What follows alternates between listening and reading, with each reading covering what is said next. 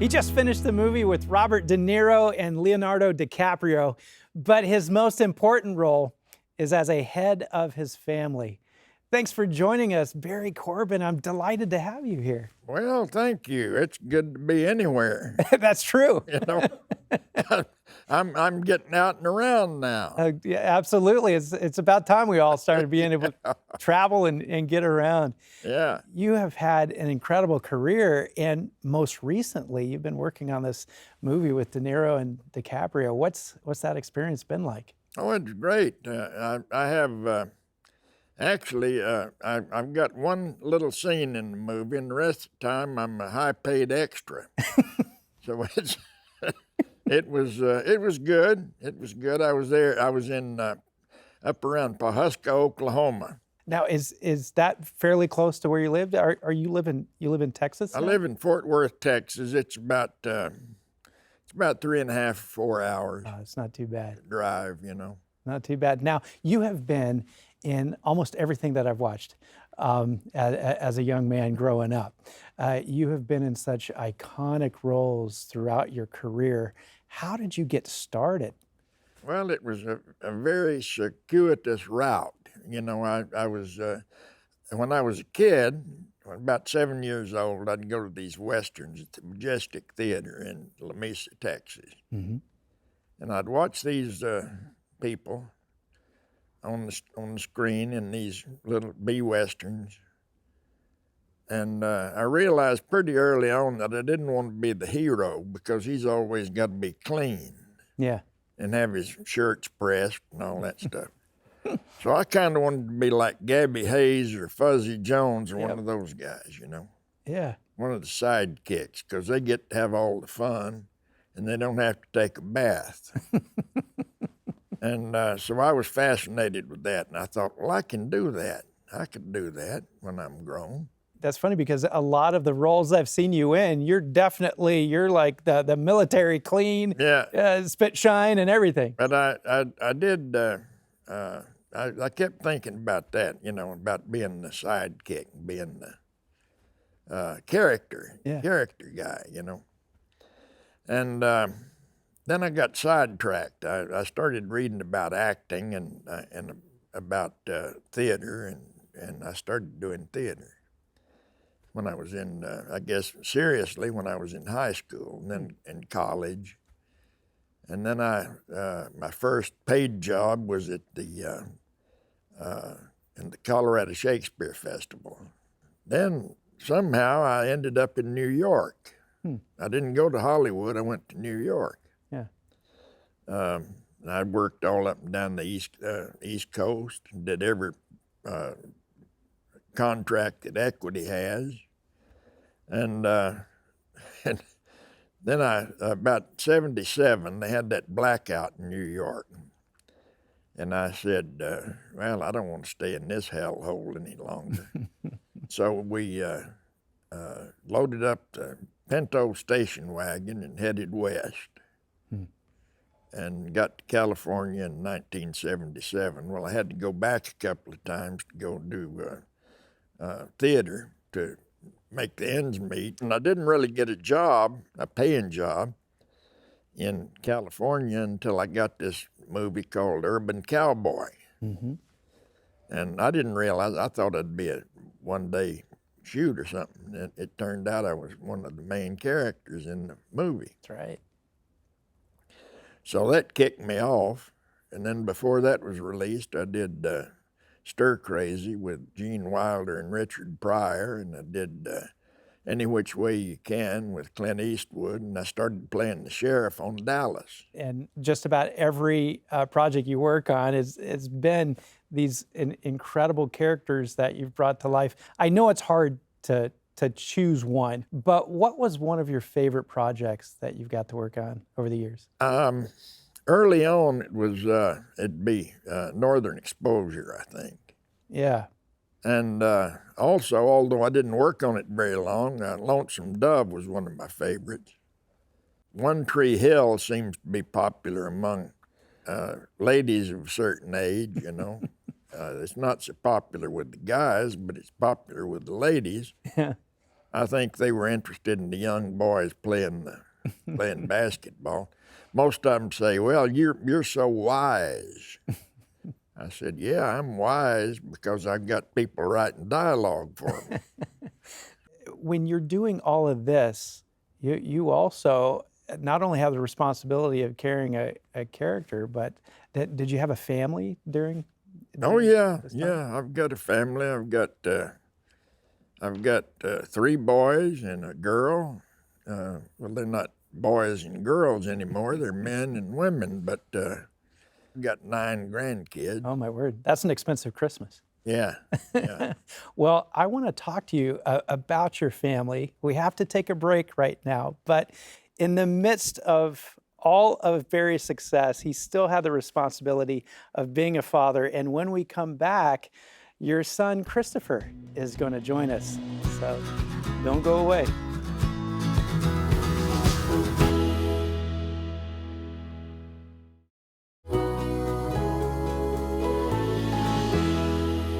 Welcome back to our conversation, not only with iconic actor Barry Corbin, but we also have his son, Christopher, right here with us, an actor himself. And we also have our in-house key specialist for the area of relationships, Mike Tucker, here. And we're just delighted to continue this conversation about your family. Absolutely. Barry, first of all, we have a connection because of Fort Worth. I'm a Fort Worth boy too. So we go back there. I've loved your work as an actor, but I'm more intrigued by your work as a father. Where on your list of priorities does this stand? Oh, my family is very important.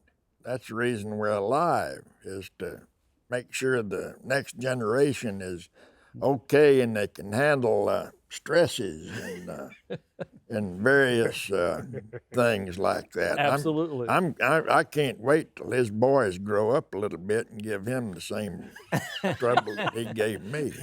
You know, I understand that. I do recognize that. I love it when my grandchildren exhibit those traits that their mothers had that kind of drove me crazy. So Yeah. it's good news. Good news. Yeah, it's good. Christopher, you're the son of an iconic actor, a very busy actor. What was your experience like? I mean, he was always in my youth. Like they went through so much trouble to do stuff for us as kids. He built a 2-story clubhouse in our backyard. I did. Yeah, he did. You did yourself. Yeah, I built it it had a trap door with like a little pit underneath that we could go through. It was amazing. And then there was one year where for my birthday they put on a whole carnival. They built carnival booths and had like people running the carnival. We had haunted house. Like it was great. We had a great picturesque childhood when I was young.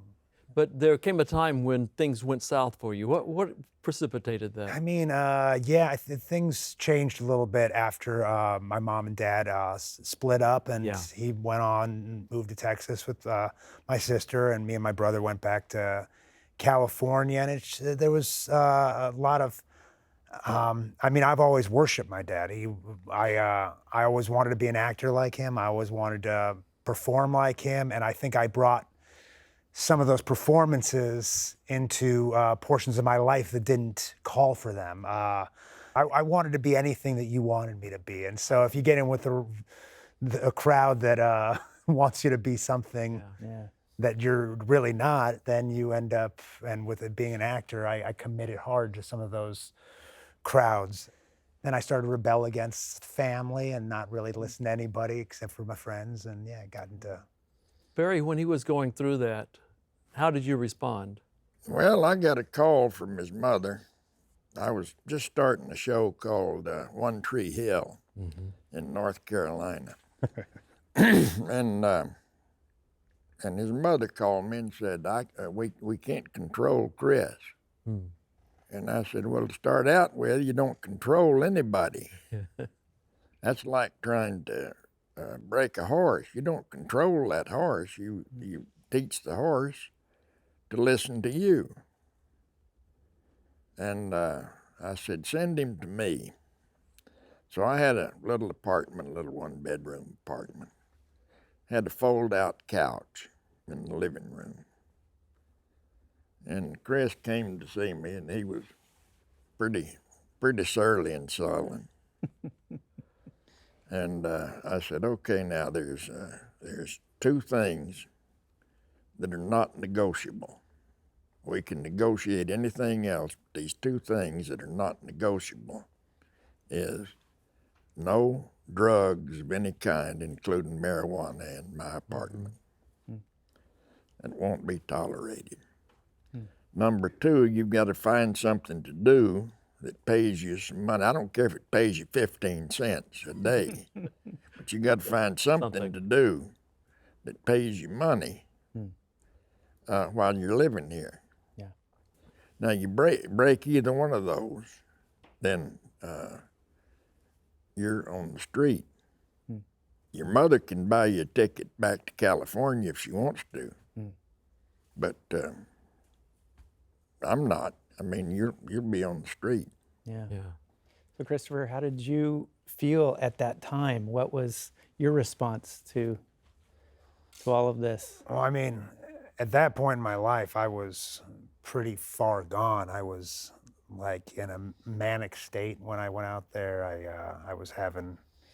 I just sobered up off of methamphetamines, and my mom had just threatened to throw me out on the street too if I didn't sober up, because she had found out about it. And so I sobered up, and I did it on my own, but then I just became fully manic and had a break with reality at that point in my life, where I thought the TV was talking to me. There was a lot of insane stuff going on at the time. And that's why my mom's like, she can't handle it. I was drawing on the family pictures. I was full break with reality. And then when Dad took me in, it did ground me quite a bit for that period of time. And then after that is when I moved back to California, got into trouble a little bit more, but then I decided to quit everything and then go and be, I was gonna quit acting, I was gonna quit everything, and then I decided I was gonna be an ultimate fighter. And with no experience in working out, no training in anything, just a gigantic... It's a good way to get knocked out, isn't it? Oh, it was, and I learned that. He came out to That's what I moved see to Texas. me, and then and I said, okay, the same thing, you got to have something to do. So he went to work for Burger King. Yeah. Yeah. And he said, I want to study this ultimate fighting. I said, are you sure you want to do that? He said, what do you mean? And I said, because your ear is going to look like a great big cabbage, and your nose is going to be going every which way. Oh, my word. And the only thing you're going to be able to play is a thug on the street. And it's not far off, though. That's pretty much what I play You've now. been doing that, huh? That's all I play nowadays. so, The nose wouldn't help right now. Yeah, exactly. he Like a gas stayed with it for a little while, and I looked at his trainer's hands. They were all like that. Yeah. And I said, now, next time you go in there, look at that fella's hands. And he did. And he finally figured out that he was going to get the tar beat out of him every day. We've got to take a break here, but I want us to continue this conversation because, Barry, you've been able to keep two generations together despite the fact it's hard enough as any parent, but as a busy actor, you've been able to do that. And we want to find out how he did that right when we come back.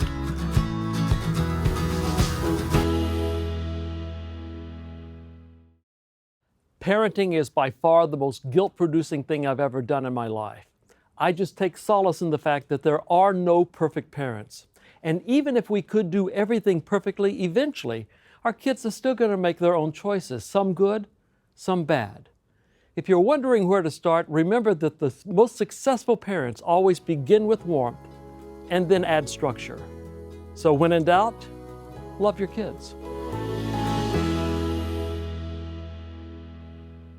Legendary actor Barry Corbin has sustained an active career while supporting and caring for 3 generations. That's right, 3 generations. You have one of your grandsons is also an actor. Tell us about him. Well, you're making me sound like Methuselah. Well, at our age, we kind of are, aren't we? We're getting that way. Oh, yeah, my grandson, Jordan Ross, he's got a pretty good career going. He's doing the new prequel to Yellowstone, 1883. He's playing a Russian immigrant. He's trying to move west and that's cool. start a new life. Awesome. And he's also one of the characters in The Chosen. He plays young James, little James, in The Chosen. And he's also playing a French officer in George Washington miniseries they're doing out in Texas now. So how does it make you feel that your son and then your grandson from one of your other sons, Jordan, are active in the acting industry? Well, it's kind of humbling to think that I've got a couple of rivals coming up behind me. Hot on your tail. Well, you obviously must have done something right to make them say, we've got to follow in your footsteps. And today, we actually have a little surprise for you, and I want you to take a look at the screen here for your surprise. Hey, Uncle Chris and Manpaw. I just wanted to say that I'm really proud of both of you. I really wish I could be there for the interview on Lifestyle TV with you. But, you know, I guess it's a good problem to have, getting some work, and I'm excited. I've been busy shooting this new series. I'm actually in my trailer right now, but I just wanted to take out a second before I go to hair and makeup to say I'm so proud of everything that y'all have both overcome. I'm so proud of everything you've accomplished, both as fathers, as a grandfather, as actors. I really am inspired by both of y'all, and I couldn't have two better people to look up to. So, and Manpaw, I just want to say thank you for always being there for me growing up, for always encouraging me, and no matter what I was doing, whether it was acting or anything else, and believing in me, and just being that kind of like calm presence there all the time. And for, you know, teaching me that I'm capable of doing anything else that anyone else does, despite any physical differences. So thank you for being my hero. Love you, Manpaw. Love you, Uncle Chris. That's pretty cool.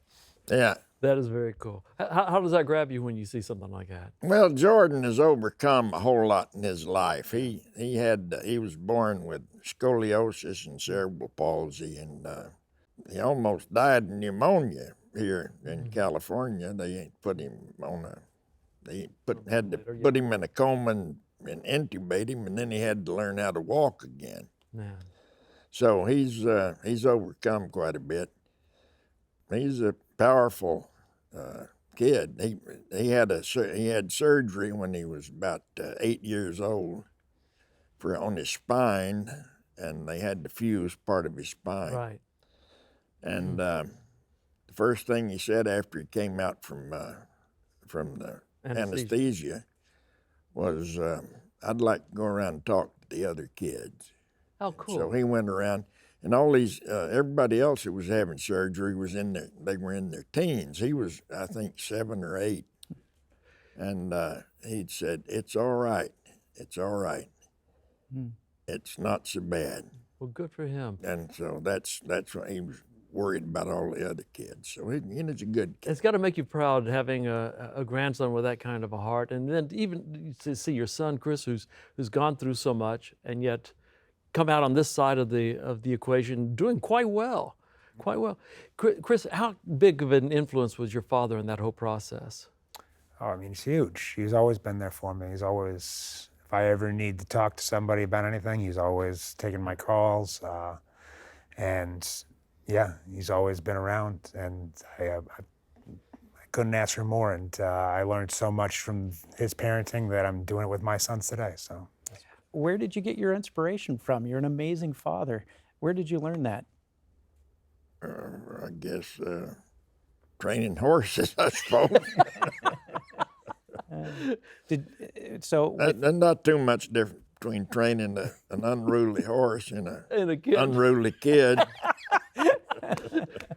Well, you got to make it think it's their idea. Yeah, there's a relationship that develops, though, with the horse. The horse has got to trust you. You've got to trust the horse. Well, that's the main thing, build trust. And the same thing's got to happen with a kid. Every successful parent begins with warmth, and then you add structure. And apparently, through all your garbage, you still knew that this man loved you. Yeah. And that helped make a difference for you. It does for every kid when you go through that. 100%. It never hurt when he put the saddle on. So. He gave you some structure. He said, do something to make some money, or you're out on the street. But I do love you, and he showed that. What a powerful story. We've enjoyed so much talking with you, and I hope you stick around, because right after this break, I have a few closing thoughts.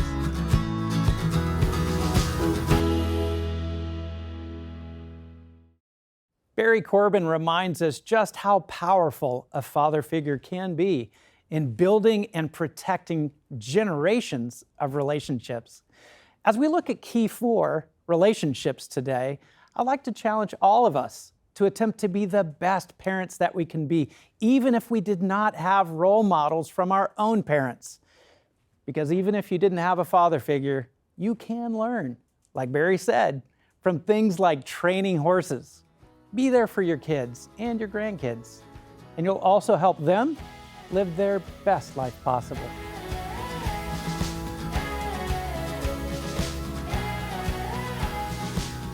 For more meaningful life tips and an opportunity to view this show and all other episodes, visit our website at lifestyle.org.